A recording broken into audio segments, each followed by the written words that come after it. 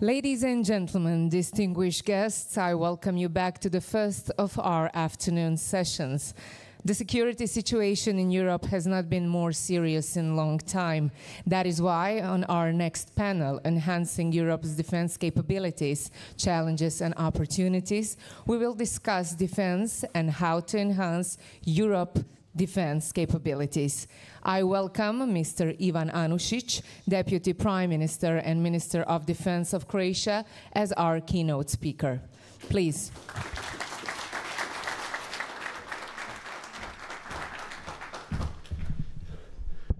Hvala lijepo, poštovane dame i gospodo, ministar Dvoržak, zamjenice glavnog tajnika NATO-a, gospođo Šerehinska, zastupniče Tarner, gospodine Palokaj, draga Mirna, drago mi je da sam dobio priliku se obratiti danas ovdje vama kao ministar obrane i kao potpredsjednik vlade.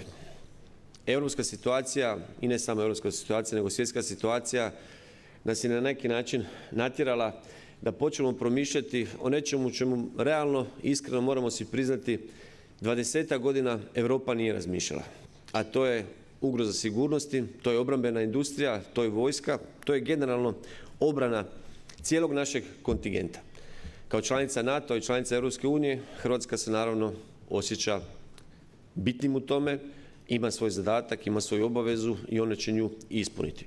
Ove godine je Hrvatska dosegnula 2% iznosa za obranu, kako je bila smjernica NATO-a. Do 2027. ćemo doći na 2,5%, do 2030. godine do 3%, 3,5%, te do 2035. 3,5% plus onaj 1,5%. Smatram da je to dobra odluka iz nekoliko razloga.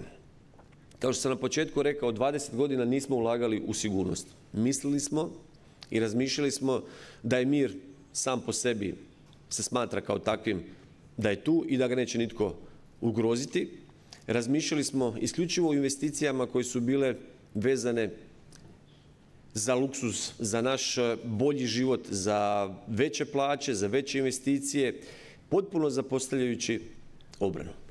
Pokazuje se sada da je to bilo pogrešno i pokazuje se da moramo sada podhitno, pa praktički navrat na nos, kako mi to volimo ovdje kod nas u Hrvatskoj reći, dostizati velike iznose koje moramo trošiti i investirati u obranu i sigurnost.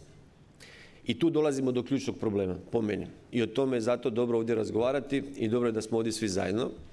Jer 3,5% su ogromni iznosi, plus 1,5% koji ide u civilni sustav sigurnosti. I tih 3,5% ili generalno ukupno 5% nije jednostavno doseći. Nije bit da mi svi samo trošimo i kupujemo naoružanje koje ćemo imati i reći ok, zadovoljili smo statistiku, statistika je sad tu 3,5 plus 1,5% i nemamo više problem, mi smo sigurni. Ne, potpuno pogrešno, potpuno pogrešno. Moramo razvijati naše sposobnosti, moramo se uvezivati sa našim saveznicima i moramo znati tko šta radi. I moramo znati u kom smjeru idemo i u šta investiramo, koja su iskustva iz rata u Ukrajini i kako ih primijeniti u sustavu obrane, u ovom slučaju Republike Hrvatske, NATO, europskog kontingenta, generalno zapadnog svijeta ili NATO saveza. To će biti najveći izazov za sve nas. I tu su nam potrebni ne samo političke odluke koje su već nastupile i koje smo prihvatili, nego stručnjaci, ljudi koji znaju kako, na koji način raditi i najbolje te novce investirati. Hrvatska ima iskustvo Domovinskog rata. Punih 5 godina je rat trajao na ovim područjima i ovdje gdje mi danas sjedimo je bilo ratno područje koje je stradavalo 1991. godine, razarano i uništavano. 18.000 ljudi je poginulo u Domovinskom ratu u Hrvatskoj, trećina Hrvatske države i površine je bila okupirana.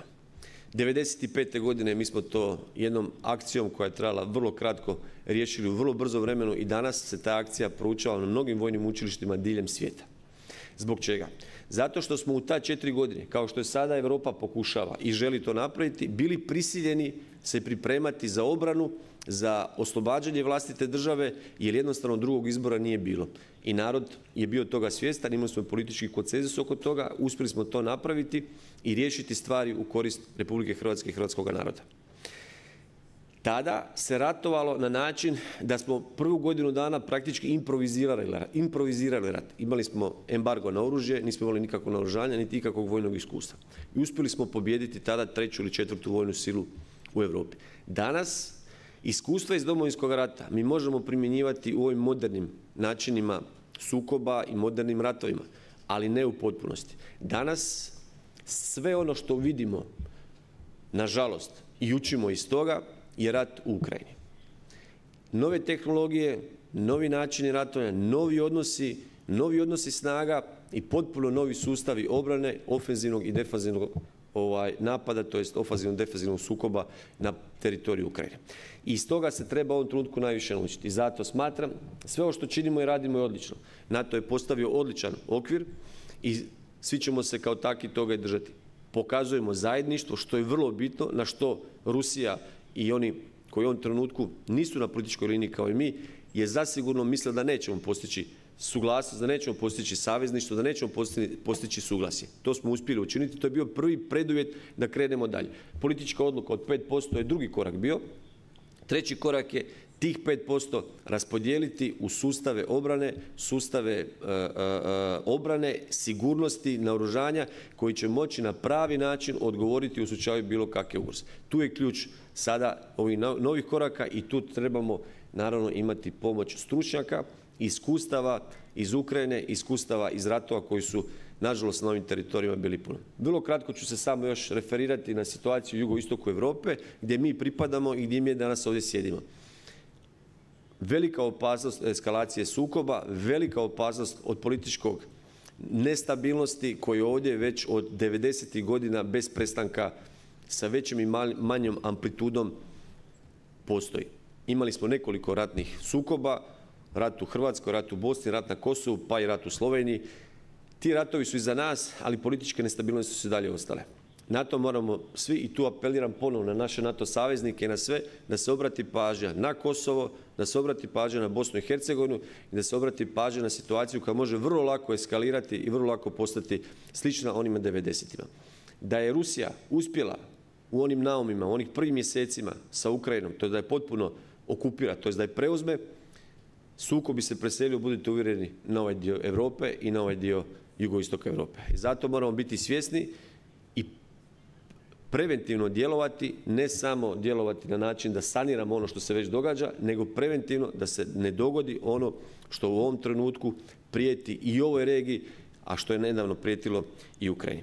I smatram da je odlično što su Sjedinjene Američke Države, njih moram naravno spomenuti kao najjačeg našeg saveznika NATO-a, došle i jednostavno jasnim rječnikom i izravno rekli da je 5% nešto što moramo imati, jer ako se želite obraniti, prvenstveno morate sebe osigurati i vlastite kapacitete i potencijale, a onda možemo razgovarati o jednom zajedništvu, o jednom savezničkoj potpori u slučaju da bude to i potrebno. Mislim da je u Europi odlično došlo i da Europa ovu priliku mora snažno i dobro iskoristiti, ne samo u smislu obrane i sigurnosti, nego u smislu gospodarskog rasta. Evo, hvala lijepo. Thank you, Minister.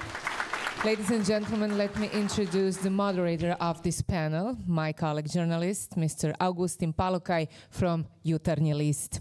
The floor is yours. Thank you. Thank you. Thank you very much, Mirna. Thank you to everybody and to the panelists. When I came in Brussels 28 years ago, NATO had 16 member states and EU just 15. And they were speaking about the changes. Okay, more for EU because there were already a debate whether NATO should need to exist after the end of the Cold War. Today we hear from NATO Secretary General that NATO is needed more than ever. But NATO with 32 member states, EU with 27, and still ready to enlarge. At least this is what they say. Last year, Dubrovnik Forum had a motto, dire straits and safe passages, because of the events going on. So we believe that we had more or less safe passage with European elections, with pro-European forces still winning, and we saw that recently in the vote. NATO survived, and it decided to invest more in defense, so to be even stronger than ever. But when we speak about Dire Straits, this was my famous band, and they have three very, very good songs, the most famous ones. Two are very nice for our panel, Tunnel of Love and Brothers in Arms. But they had also one very good song, which title would not be good, and that's Money for Nothing. But leaving that aside, we will speak about money, about investment, about Brothers in Arms, whether we still are in NATO, and about Tunnel of Love, or challenges through which we are going in Europe with a strong Euro-Atlantic alliance, and whether this will keep to be as strong as it was, and even to be more stronger. So let me present the panelists, Deputy Prime Minister and Minister of Defense, Mr. Anušić, that I thank him for his key introductory speech. Then we have Martin Dvořák, Minister for European Affairs from Czech Republic. So we don't have somebody from EU, so many questions about EU will go to him.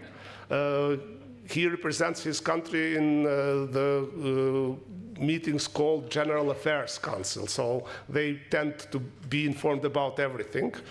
Radmila Šekerinska, NATO Deputy Secretary General, and US Congress Representative Michael Turner. So thank you very much for coming, and I'll start with ladies first, and not only because of that, but also she represents NATO. So we hear dramatic messages from NATO in last 2 years that we are under threat, that we need to invest more. Mark Rutte even going as far as saying, if you don't want to invest, or go somewhere else outside Europe, or start to learn Russian. But still, the perception of fear is not the same in all NATO member states, and we see this. Some are questioning the need to increase spending to 10%, or as NATO prefers to say, not spending, but investment in defense. So do you think that the threat is real? And also, NATO is completely consensus-based organization. So if member states decide to do something or not to do, there is nothing NATO can do. If you would be in EU, EU still, with all weakness, has some mechanism to sanction member states, especially when it comes to money. But what mechanism do you have to follow whether member states are meeting the target? How is NATO going to make sure that they stick to what they agreed? Thank you very much for the invitation. It's great to be back to Dubrovnik. And thank you very much for the introduction. You're absolutely right. I mean, whenever we analyze threats, there could be differences in our views. An alliance of 32 strong allies is always difficult when discussing issues on which we have to achieve full consensus. And I remember that within NATO and in bilateral contacts with many counterparts back in 2021, even 2022, there were people who believed that the Russian threat is actually not real. There were people who believed that this is just playing around and trying to trick us into action. I think what happened in 2022, even what happened back in 2014, was a clear indication of the appetite, the plans, and the actions of Russia. And we, as an alliance, have agreed some time ago that Russia is the main threat to Euro-Atlantic security. So this is not something that we should put under question every time we gather, even in Dubrovnik. So it has always been, for quite a long period of time, Russia, and of course the threat of terrorism, which we should not neglect, but Russia as a clear and present danger. And of course, if you are on the eastern flank, you're reminded of this on a daily level. But as Secretary General also mentioned, now all of us are on the eastern flank. And I think it was also this reasoning and these discussions about how do we share our threat assessments, How do we compare the information about Russia's preparations, not only close to the border of Ukraine, but also close to other borders to NATO? They were a clear indication that we cannot be naive and we cannot be relaxed. And I do believe that this is it was this shared assessment of the threat, the danger of non-action that has resulted in a summit that has been historic, successful, and transformative. Because you're right, 32 allies are difficult. It's a difficult process to convince all that we have to go on the same path and together. But finally, the summit was successful because the decision was really historic. All 32 allies agreed, A, that the threat is real, but also that we know what to do together. And this is a 5% defense spending, which is unprecedented, historic, very important and timely. And our job now, in the next year, will be very much to focus on A, turning these decisions, not words, they were words last year, but this time they're decisions, turning these decisions into action. And because we cannot deter and defend with just cash, it is capabilities that deter and defend. Focus on developing the capabilities that NATO already described. I mean, it's not as if this 5% was created overnight. This was a result of planning last year and an agreement of all defense ministers just at the beginning in June. These are the capabilities and this is how we divide them among them. So there was a lot of planning and preparatory work leading to the 5%, and now the focus will be implementation, delivery on these things, but also not forgetting Ukraine and not forgetting our defense production base, because we can have all the money in the world, as we can see these days, if you don't have enough air defense, if you don't have enough air ammunition in the stockpiles, in the factories, actually it's, the cash will not work even then. So our job will now to make sure that there is delivery on these processes, on these promises. And of course, you're right. The question is, how do you make this happen? Well, next year we will have another summit. If I continue with your Dire Straits analogy, the Sultans of Swings, we go, all of us go to Ankara, and you know, we will all have to be very frank and honest with each other. Burden sharing is not a theoretical concept.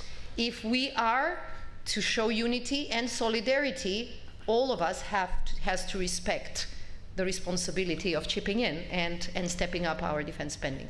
Yes, thank you. I mean, it's easier to say than to do because solidarity and many other things are the key words in Brussels, both in NATO and EU. But after your decision in The Hague, we hear many governments explaining how they want to achieve the goal. And sometimes there is impression that they are going to cook the books, like having like a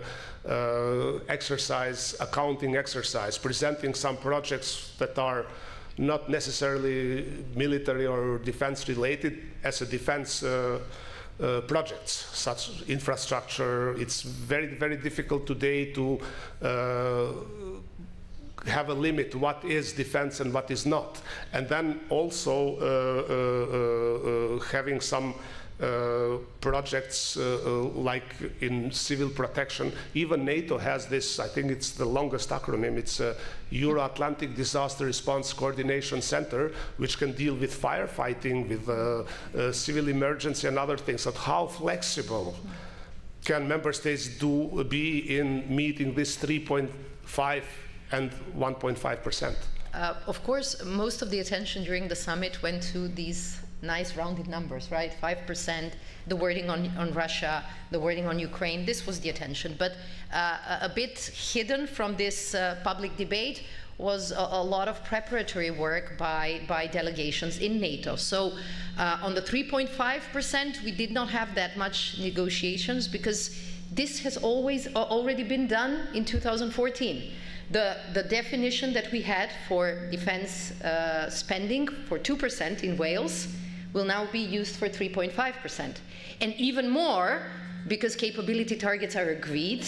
The capability targets for every country, based on the analysis, are like 30%, at least 30% more ambitious than the last ones. So it is, the money goes to these capability targets. It cannot go beyond them. And on the 1.5%, we have had a parallel negotiation process prior to the summit.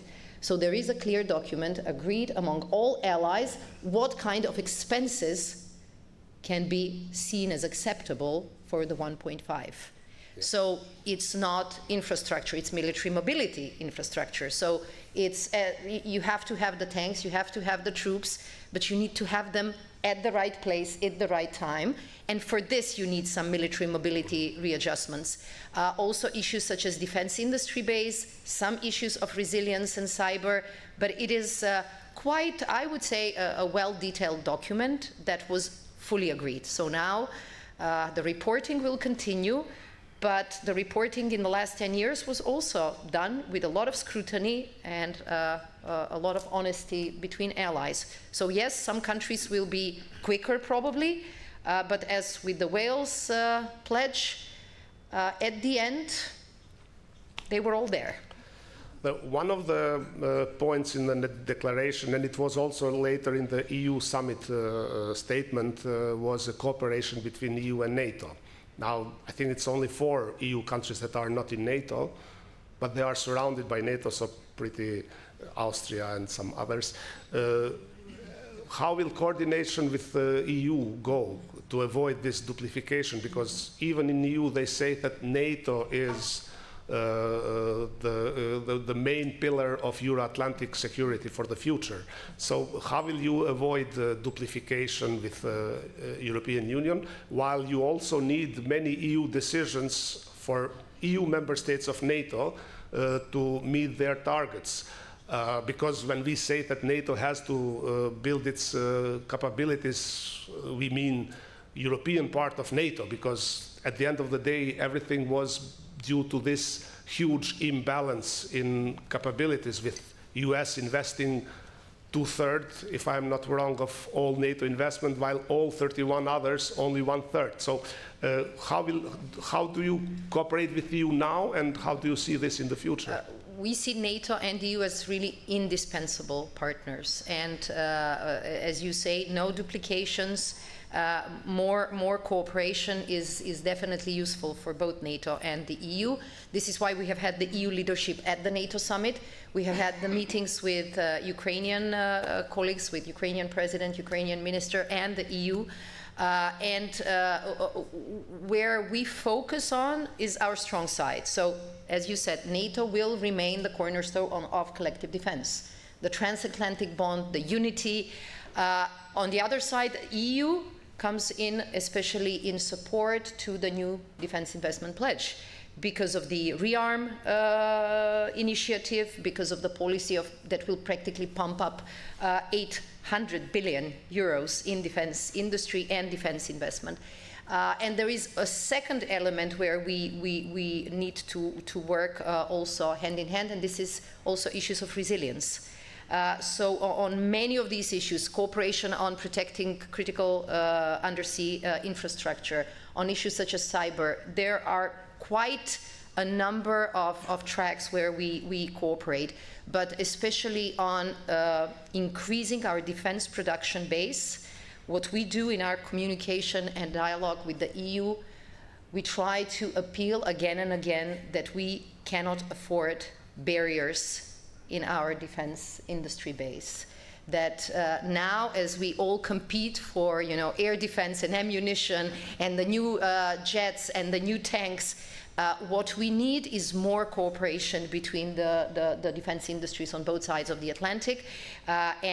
European defense and European security can only profit from the industry in the US, in Turkey, in Norway, in UK. So we do preach this, focusing on really developing this transatlantic defense industry base. Okay.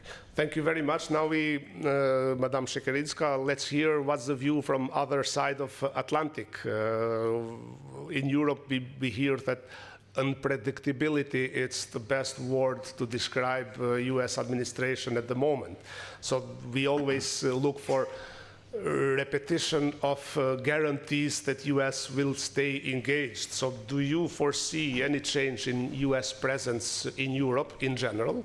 And also in particular, Minister Anušić mentioned Bosnia and Kosovo and this region.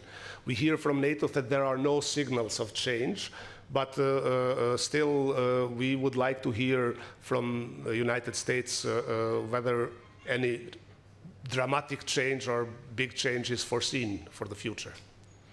Well, thank you for the question, and I appreciate the Dubrovnik Forum for having us. We have 6 members of Congress that are here, which I think is an important statement for the fact that we're not going anywhere. It's an important statement, I think. I want to recognize my colleague, Congresswoman Houlihan, who's here, member of the Intelligence Committee and Armed Services Committee.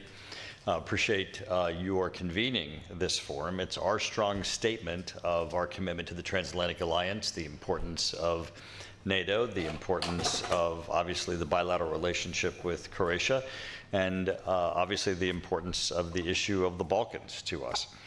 But you know, we're not going anywhere, and I think it's important that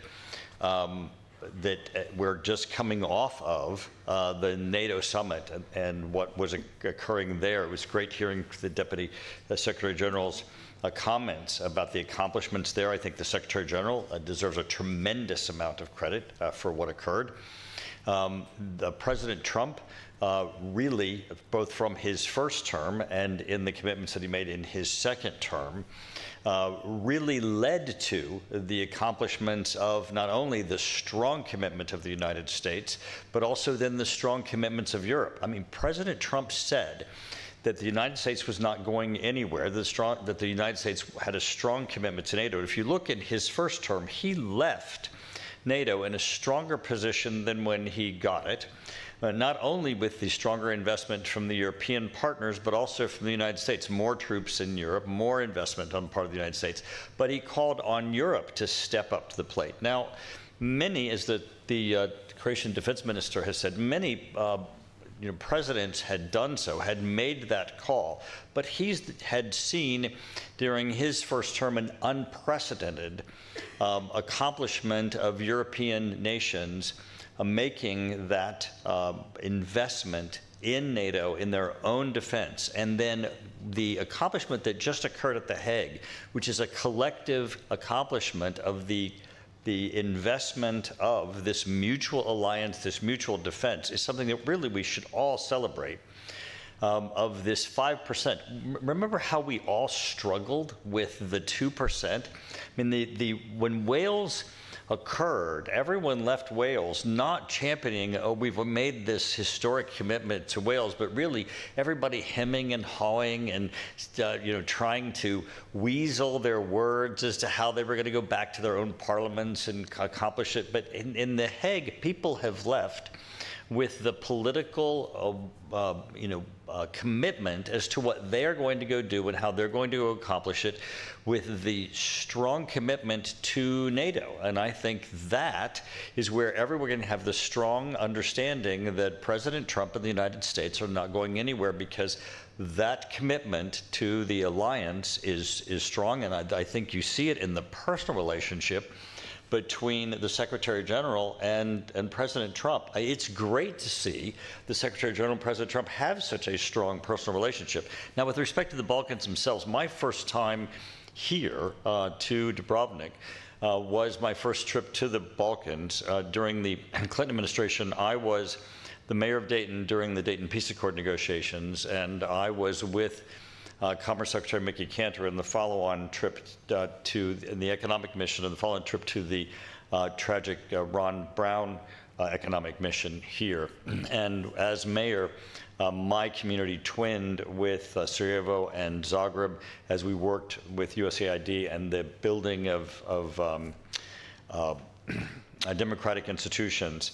And we just in Dayton, Ohio, with the NATO Parliamentary Assembly, commemorated the 30th anniversary of the Dayton Peace Accords. And I want to thank your Prime Minister that came to Dayton, Ohio, as we did that commemoration.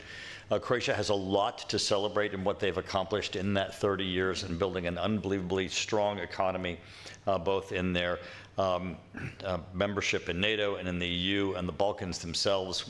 What has been accomplished, what we see with Northern Macedonia, with Montenegro, Albania, the number of nations that have joined both NATO on their way to the EU, the memberships and the accomplishments of Croatia's stability, the bilateral relationships that we celebrate also in this conference, really give us the sense of I think a trajectory for the Balkans that we can say, even though this is an area that we still have a strong international to-do list, it's one that is accomplishable. But it also gives us the trajectory to say we can look here and see that some of the things that we have learned we can take to Ukraine and say this can give us the absolute commitment that when we see aggression, we're going to rise against it. We're going to stay unified. We understand the aggression of Russia against Ukraine. We're going to make certain that we do not let Russia's aggression divide us, and we're going to stay with Ukraine to ensure their victory and that they can stand against it. Do you count on European allies to stick to their commitment in defense investment and spending? Because in my career of covering NATO, the issue of capability imbalances within NATO, who contributes much in the collective defense, was always there. All American presidents, from Clinton to W. Bush, Obama, and President Trump, they raised the issue that Europe needs to invest more. Okay, President Trump did it in brutal and dramatic way. You don't pay, we don't protect you. But do you count that this is not one-off, waiting for 2029, than to say, well, we are in a good way, we are not there yet, but we will see? Or you really think that this time the Europeans are serious? This time, President Trump is not the only advocate for Europe to step up the plate. Putin has a voice in this too, and I think everybody's hearing his voice every evening, that we all have our hearts ache for our brethren in Ukraine. What are your views on air defense and air defense interoperability and the role of the US F-35 program, missile defense, and others? So, because if the Europeans want to strengthen their capability, they need also American equipment. How flexible is US on that? This probably gives us one of the greatest opportunities that we have with that question that you had of where are we going to make that investment, and that also gives us the information. We are informed by what we're seeing in Ukraine and what we're seeing in Israel. In George Bush's administration, he looked to Israel, and we partnered with Israel for the joint development for Iron Dome and their missile defense system. At the same time, George Bush proposed a air defense and missile defense system for Europe and a missile defense system for the United States. Politically, Europe and the United States did not move forward with those missile defense systems. At that time, they were politically viewed as provocative. They were politically viewed as missile defense doesn't work, they cost too much. But what Israel showed us is that missile defense is not provocative. It actually does work. It's de-escalatory. At the time, many people who were critics said, we can't build missile defense or we'll cause an arms race. Our adversaries will see it as they'll have to build more missile systems to try to overcome our air defense systems. But what we've seen, especially with Ukraine, it's actually national security malpractice. It's to our citizenry, we are, Star Wars-like shields down, if you will. It's irresponsible for us not to have an air defense system. So this opportunity for this new investment that we're going to make, knowing that we have the technology, knowing that we have seen what it has done in Israel, and the F-35 is an integral part of that. As you read the stories of what happens when Iran attacked Israel, the deployment of the F-35, the Iron Dome, the other missile defense systems that were in place. This gives us an opportunity to do an integrated system as the United States with President Trump's investments of the Golden Dome, deploying some of the Iron Dome technology.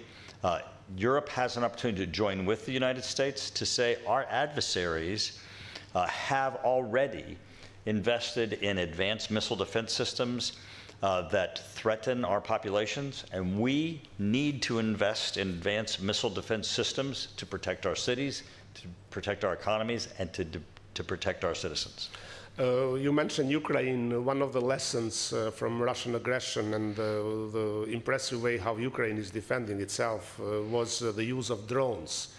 What the role the drones plays versus conventional weapons in the battlefield? Well, obviously, drones is the area where we need to invest in both technology-wise and in skill. The Ukrainians have done an unbelievable job, and we heard from the foreign minister here of the accomplishments that they've had, in part with the United States assistance, to be able to both defend themselves and to take lethal force to their adversaries. The Russians have been attacking them, and to defend themselves. But I think the debate sometimes is mischaracterized. It's not really conventional versus the new technology. We still need conventional forces. This new technology is an additive. We need to do both. That's why, as we expand what we're going to be spending, we need to invest in both. This new technology adds to our conventional needs, but we have underinvested in some of our conventional forces. As we build our conventional forces, we need to make certain that we put on top of it the new technology and the drone technology, that the new warfare that we've seen deployed in Ukraine, both by the Russians and successfully by the Ukrainians, is employed. Thank you very much. Let's hear now from the Czech Minister Dvořák. The mood in Eastern Europe is not the same. I mean, your first neighbor, for example, doesn't have the same perception of the threat assessment, or there is a fear also among the population that investment in defense will be at the expense of other important things such as education, health, housing, cohesion policy, etc. So how to address this concern of population, and how do you do that in your country? Thank you very much for this wonderful question. Please don't forget, Czechia is 3 months before election, so I'm a little bit limited. And because, as you know, every politician speaking about taxation, for example, should say will be reduced. What is very hardly to say now, because we are in very difficult... Or increased for the wealthier. Oh, yes, for someone else. Yeah, so, but without any joking anymore, yes, it's a really very politically sensitive. Not only our higher expenditure for defense and security, but also maybe some new tariffs. And our budgets in Europe, all of them are in debt already. So we are facing another issue. And not only shortly before election, we have to be able to and capable to explain to the population what is going on. I think that the aggression of Russia against Ukraine is kind of help in this, because now everybody should understand what is going on and what kind of threat we are facing.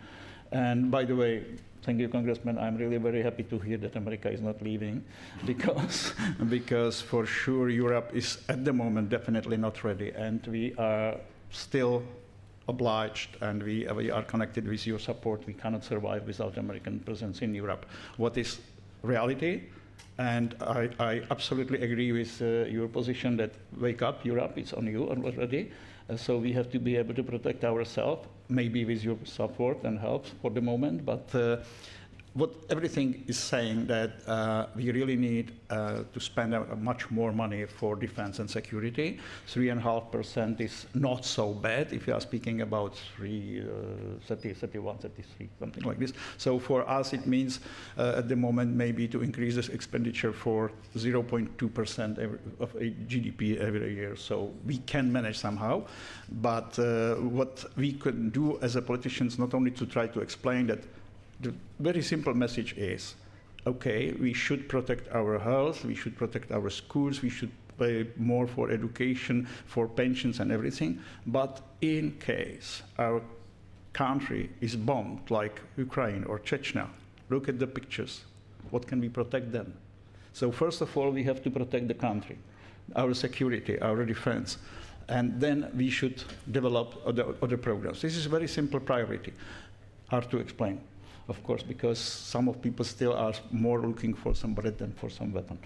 But anyway, European Union actually is taking some measures according with a white paper and with a rearm project, rearm plan.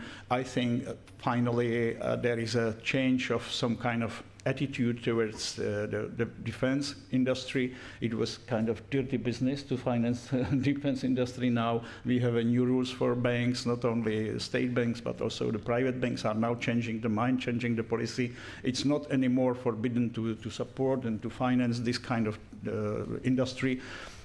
We have also some changes in the budget rules, that we have some escape clause, what is still, still we will have some debt, but anyway, it's not counted at the moment in criteria of healthy budget. If you spend some money for defense and security, you are not breaking the rules for good budget.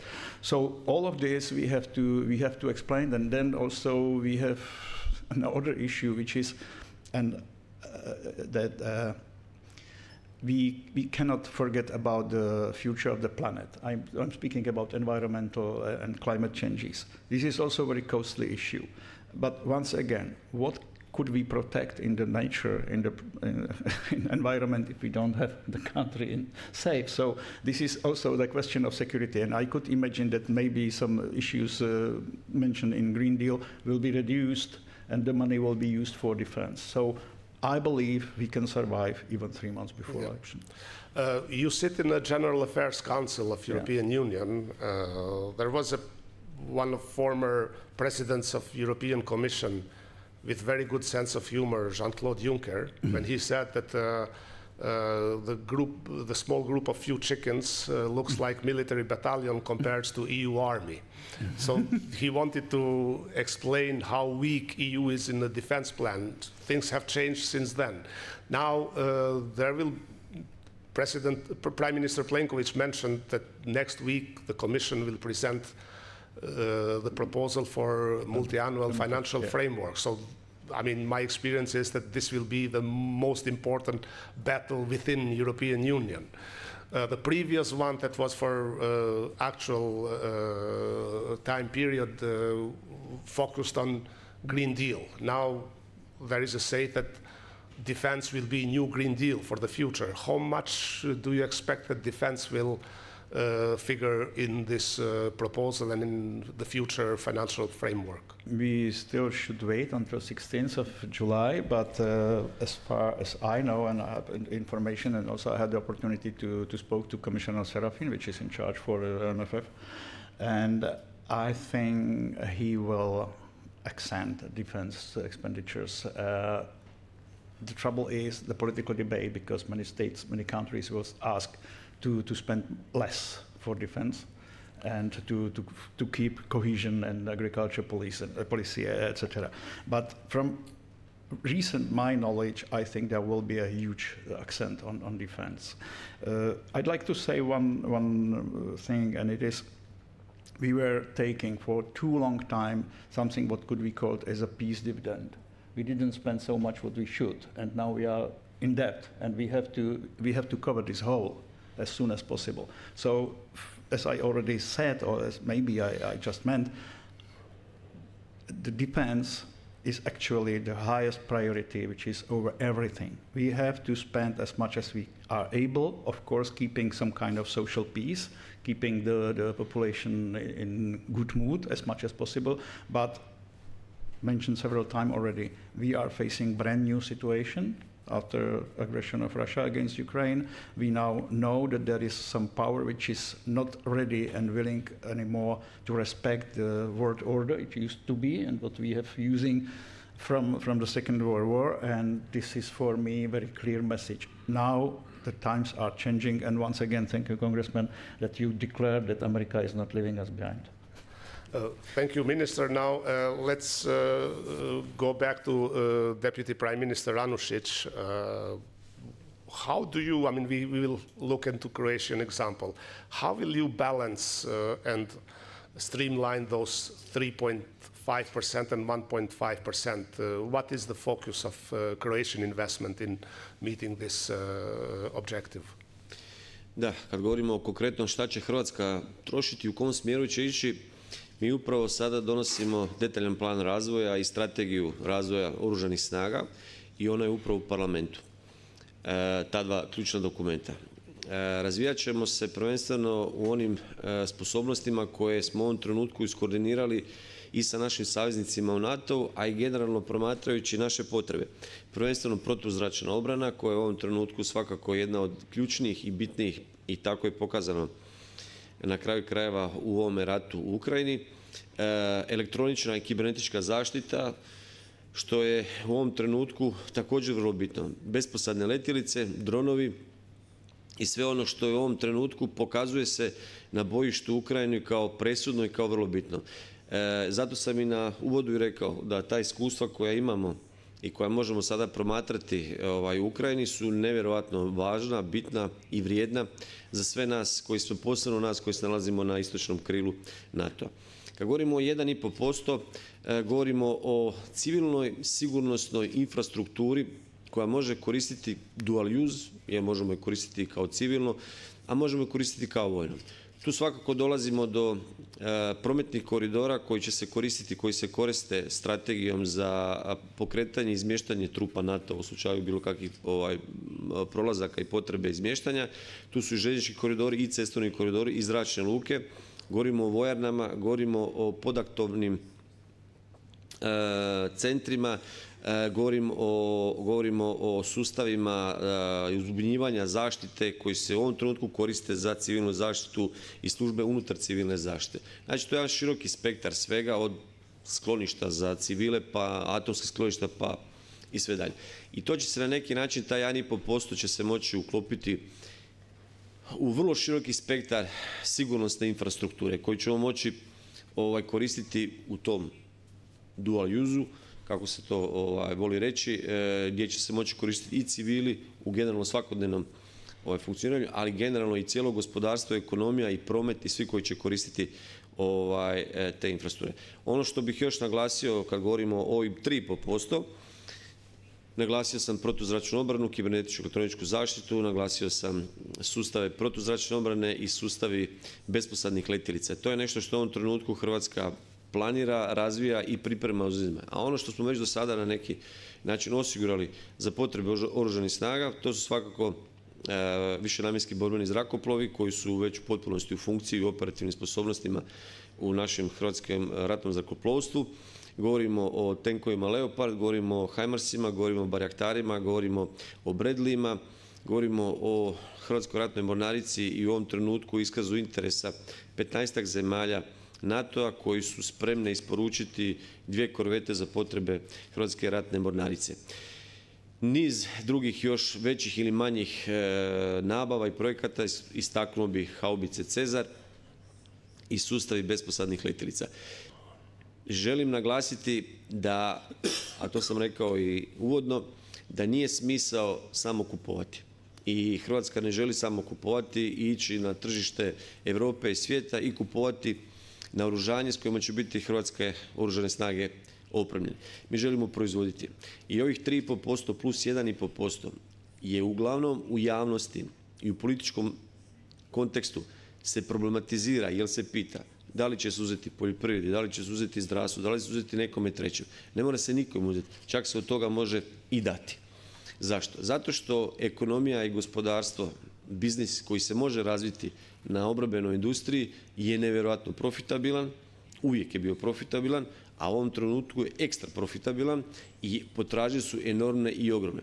I razvojem naših sposobnosti, naših tvrtki, koje u ovom trenutku ima 40-ak u Hrvatskoj, a možemo reći da njih 15-ak vrlo ozbiljno, a jedno 3-4 su ekstra ozbiljne i već jako ozbiljne poslove rade, će biti nositelji upravo tog gospodarstva i upravo tih investicija i ulaganja u obranu i u sigurnost koju ćemo mi kao Ministarstvo obrane i generalno cijela vlada sudjelovati.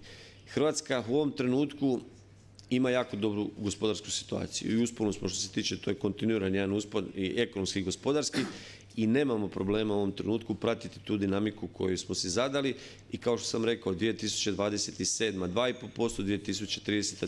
3%, 3,5% do 2035. godine će Hrvatska dostići.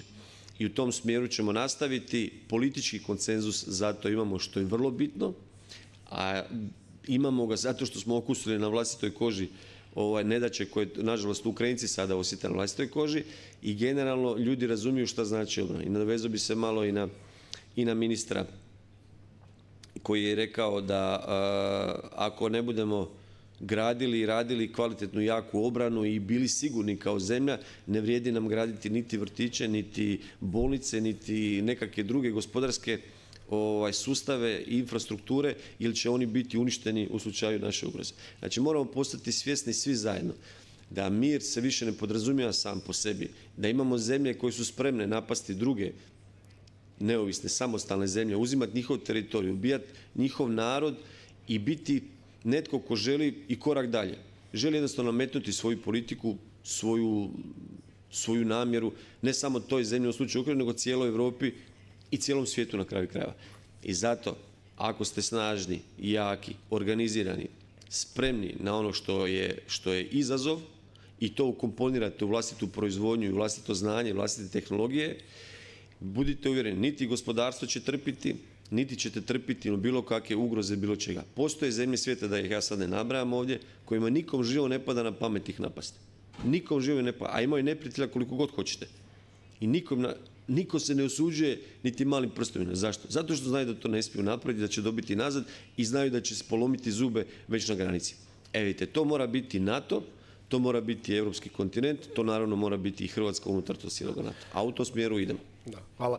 Hrvatska kao i mnoge druge mediteranske zemlje imaju problema sa požarima tijekom ljeta, visoke temperature, znači to je problem i Grčke i Albanije, Sjeverne Makedonije, Portugala, Španjolske i tako dalje. Može li se kroz ulaganje u obrani ojačati ovaj sektor zaštite od požara i za reakcije u slučaju prirodnih katastrofa? Naravno, Hrvatska je jedna od rijetkih zemalja svijeta koja ima kanadere, ima zračnu službu, zračne snage za gašenje požara. Imamo 5 kanadera, 3 air traktora i oni su angažirani praktički od 6. mjeseca do 10. mjeseca, pa rekao bih jedanput ili 2 puta tjedno. Požari izbijaju neki slučajno, a neki namjerno i treba ih gasiti. I onaj ko taj požar izazove namjerno, on upravo ugrožava sigurnost te države. I to naravno spada u tu civilnu komponentu sigurnosti i Hrvatska je u ovom trenutku u procesu nabavke još 2 kanadera, nabavke, to jest kroz fondove Europske unije, to jest Europska unija, Europska komisija je donijela takvu odluku i 2 kanadera još stižu naše oružane snage, to jest Hrvatsko ratno zrakoplovstvo. S tim kanaderima upravljaju naši piloti iz Ministarstva obrane i definitivno investicija u ulaganju u kanadere je jedna od isplativijih, kvalitetnijih i boljih, jer kada dođe do velikih požara, uglavnom jedne zemlje od druge traže da im se pomognu, jer bez kanadera ne mogu gasiti požare koji su u ovom trenutku klimatskim promjenama koje je spominjao također ministar. Moramo i uzeti u obzir, klimatske promjene su intenzivne, one su vidljive praktički na svakom koraku i te klimatske promjene u biti također jednu veliku ugrozu stvaraju svima nama generalno, a upravo je to ta civilna komponenta tih 1,5% u kojoj možemo onda i kroz kanadere, i kroz sustave zaštite, i kroz sustave nadzora i gašenja i svega naravno biti kvalitetniji, bolji i efikasniji. Thank you very much. Thank you to all of you for answering specific question. Now I have for the end one question for all of you, the same question. Many NATO Secretary Generals used to say that membership in NATO is not for free, but it's the cheapest possible for the level of protection that it offers. They used to say that before everything else, NATO is a political alliance. Military strength will not have much meaning if there is no political unity within NATO. So how do you see the future of NATO in defending and protecting common values and freedom of more than 1 billion people? So we'll start with Congressman Turner, then Madame Shekerinska, Minister Dvorak, and finishing with Minister Anušić. Please. Well, a couple things in what you've said. I mean, first off, in common values. I mean, the values are, you know, we're an alliance of democratic values. The Croatian Prime Minister, in his statement in the very first panel today, said that the challenge that we have in security is that our current environment is that our adversaries are authoritarian nations that are challenging democratic nations. So that is our security environment. So I think that does inform us as to what the threat currently is to NATO. But with respect to the issue of the cheapness of NATO, when I served as president of the NATO Parliamentary Assembly, I had members of the I had the opportunity to address the NATO summit in Warsaw, and I too challenged the heads of state on the issue of then the Wales commitment of 2%. And Obama was then president, and Obama also in his address was challenging each of the heads of state on the 2%. And the parliamentarians of the NATO Parliamentary Assembly were saying to me that many of their fellow parliamentarians were saying to them that what they heard in their own legislatures were, when they said we need to spend more, we're in NATO, they said, why do we have to spend more, we're in NATO? Well, hopefully that this is now reversed, because now it's you have to spend more because you're in NATO. If you look at the NATO treaty, the Washington Treaty, it doesn't say that there is a US security guarantee. There is a mutual alliance. There is a mutual guarantee. That mutual guarantee actually has a provision that says that everyone is responsible for their own defense. And in that their own defense, there then is the security guarantee and the alliance. That is the pledge to each other. And from that, then, we're stronger. And that, I think, is what was recognized in The Hague. And that's what's going to give us the strength to rise against what the Croatian Prime Minister said is our emerging threat for the future, which is that these authoritarian nations are now joining together, challenging our democracies. Thank you, Madam Shekerinska.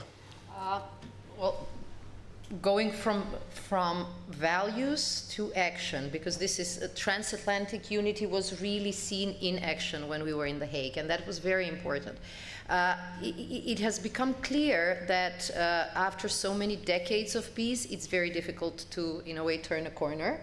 But what we have seen in Ukraine, what we are seeing in their budgets and in their economy is that if you don't invest in your deterrence and defense, you end up spending much, much more during war. So we see this really not as spending, but as investment, because it's the best preparation to avoid aggression, to deter aggression. This is the investment that we are making. On a slightly different note, I think that it was very clear that although the threat perception was different, there are different threat perceptions to countries which are on the southern border, right? They see also the Mediterranean, the influence of southern neighborhood as a threat to their security. They see different threats, but we do need the capabilities, we do need the unity, and we do need the solidarity.